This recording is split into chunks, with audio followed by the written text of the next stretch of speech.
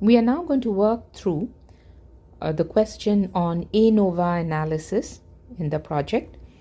So let's read what it says, what we're supposed to do. It says, below is provided data from independent simple random samples from several populations. In each case, determine the given metric. So we have to go step by step, and this question kind of guides you through the process, right?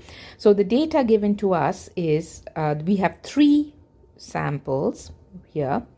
Now, just before we proceed further, let me review what ANOVA does. ANOVA analysis helps us to compare more than 2 means. So it compares not just 2 means, but multiple means. In this case, we have been given 3 samples. So we will be comparing 3 means. This is a very simplistic example to work on, exercise to work on.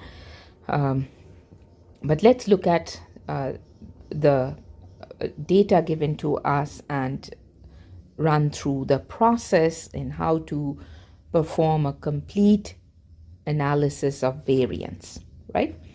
So sample 1 has 3 pieces of data, 8, 4, and 6. So n sub 1 is 3. So n sub 1 refers to the sample size of sample 1. And then sample 2 has 3 also, so n sub 2 is 3. And then sample 3 has 4 data points, so that's n sub 3 is 4. And here we have the means calculated for each sample. So 8 plus 4 plus 6 is 18. 18 divided by 3 is 6, and that's how we get 6 for x bar sub 1. Again, we are using the same formula for the mean, which is sigma x divided by n, sigma x sub I divided by n. All right. Then for sample 2, again, it's 2 plus 1 plus 3. So that's 6. 6 divided by 3 is 2. So the sample mean for sample 2 is 2. For sample 3, it's 16, right? If you sum up 4 plus 3 plus 6 plus 3, it's 16. 16 divided by 4 is 4. So we got all our sample mean values, and we know all our sample sizes as well. Now, to proceed further, again, eventually we have to end up finding the F value, which is given by the formula MSTR over MSE. All right. And then to find MSTR, we have a formula which is SSTR over N. It's K minus 1. Let me correct that. K minus 1 divided by, for MSE, there's a separate formula, which is SSE over N minus K, right? And then for SSTR, there is another formula. So we have a lot of nested formulas here. The formula for SSTR is given right here. It's sigma N sub J times X bar sub J minus x bar being the overall mean, and then that's squared, right? So we have to find what x bar is, and we are going to work this SSTR using the table given to us, right? And over here in this particular column, 4th column, we have to do x bar sub j, each individual sample mean minus the overall sample mean. So what do we mean by overall sample mean? X bar is let me use a different color, is the overall sample mean. That means it's the mean of all the samples put together. So you can either go on adding the values, summing the values 8 plus 4 plus 6 plus 2 plus 1 plus 3 plus 4 plus 3 and all that, and then divide by n, not n sub 1 or n sub 2, it's n, all right, it's going to be sigma x divided by n. There's no subscript to this n. That means it's the overall size of the sample, all the samples put together. So it's 3 plus 3 plus 4, which is 10. Now, if the individual values are given to you, then of course you can go and add each value and find sigma x. However, sometimes you will only be given the sample sizes and the individual sample means. In that case, what you must do is to find the overall mean. This is what you must do. X bar will be n sub 1 times x bar sub 1 plus n sub 2 times x bar sub 2 plus n sub 3 times x bar sub 3 divided by n, right? So this is what we'll be doing. X bar is 3 times 6, right? 3 times 6 plus n sub 2 is 3 times 2 plus 4 times 4. And that should give us 18 plus 6 plus 16 for a value of 40. Of course, you have to divide that by n. So overall n is 10, correct? It's 10, which is 40 divided by 10. Therefore, x bar is going to be 4. X bar equals 4. All right, so keep this process in mind. If you're not given these individual values for each sample, then you just have to use the sample size and the sample means, individual sample means, to calculate the overall mean, and this is the process. All right, so now we can go on to working on SSTR for this. So we have this table given to us. This first, of course, is the sample names and then the size. So we just have to list the sizes, which is already given. Then the individual means that we calculated out here. So just write those down, 6, 2, and 4.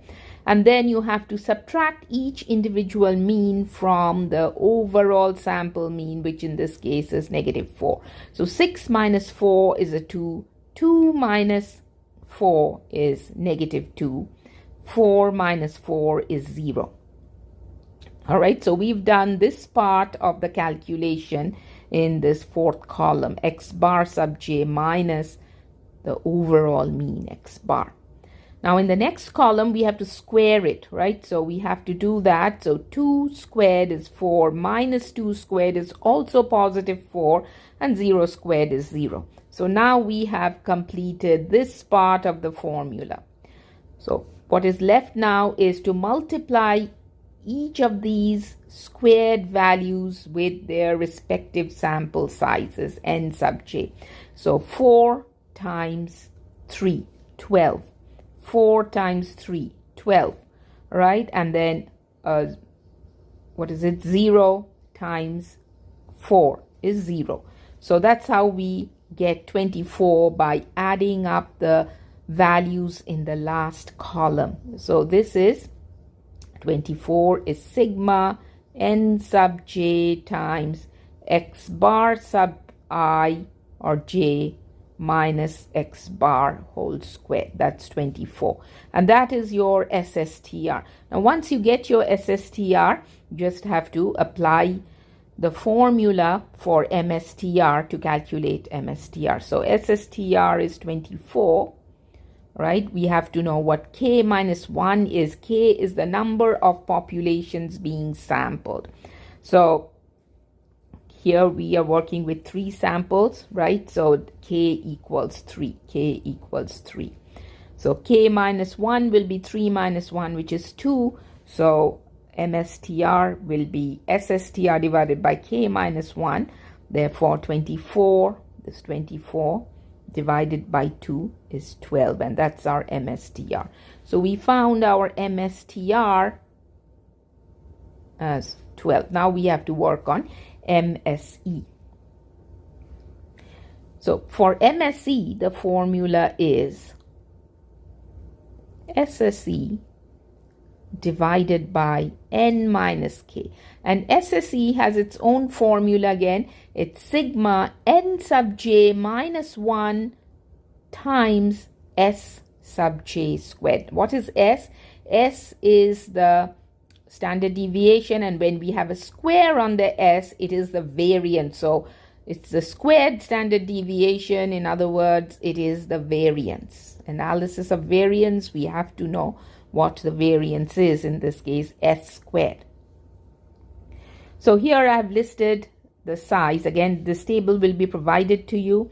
The samples in the first column, then the sizes, and then the variance. All right, I've given you the variance values here, but in other cases you will have to calculate it.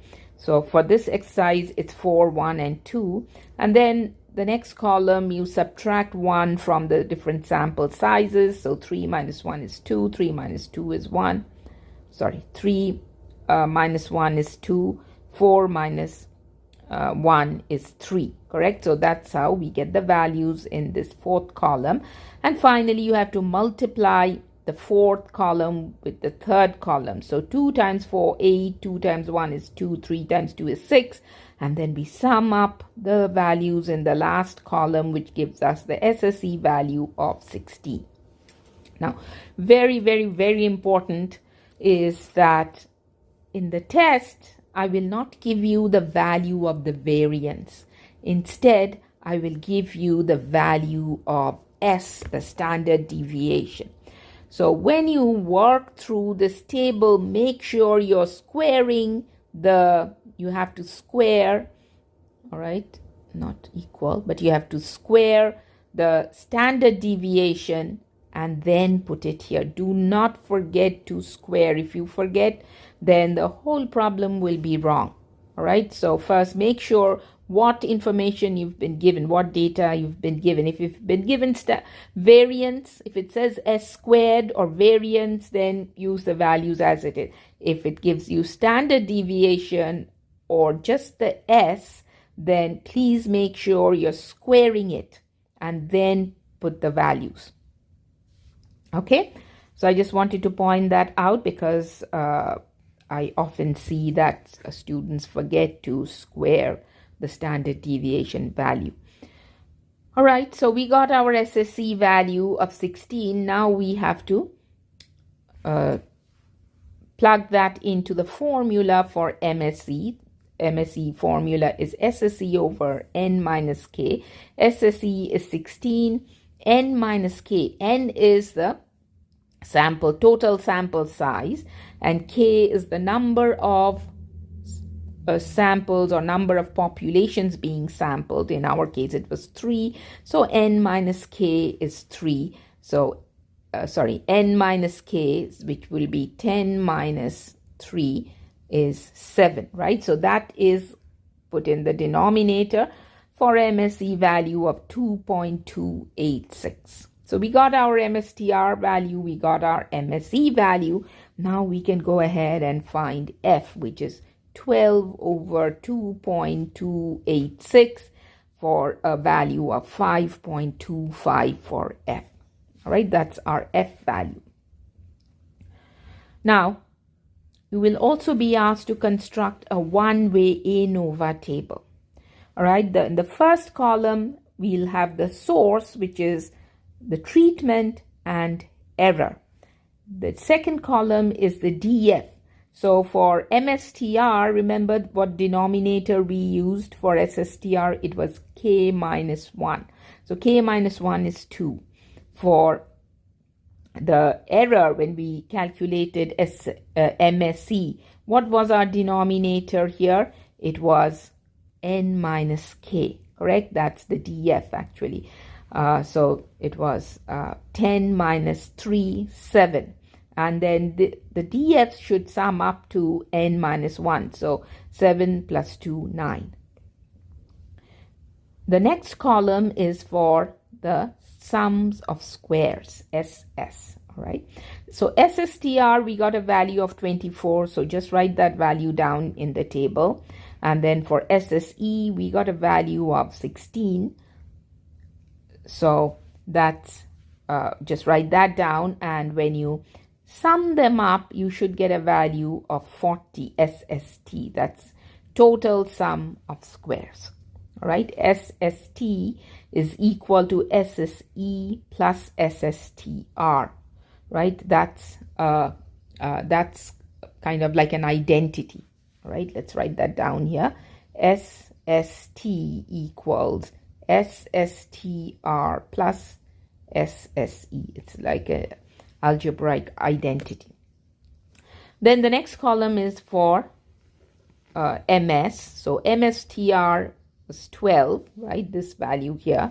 And MSE was 2.286. And finally, F was calculated by dividing MSTR by MSE for a value of 5.25. All right, 5.25. Somehow it's... All right, so that's our F value. So let's see what the next part of the question asks us to do.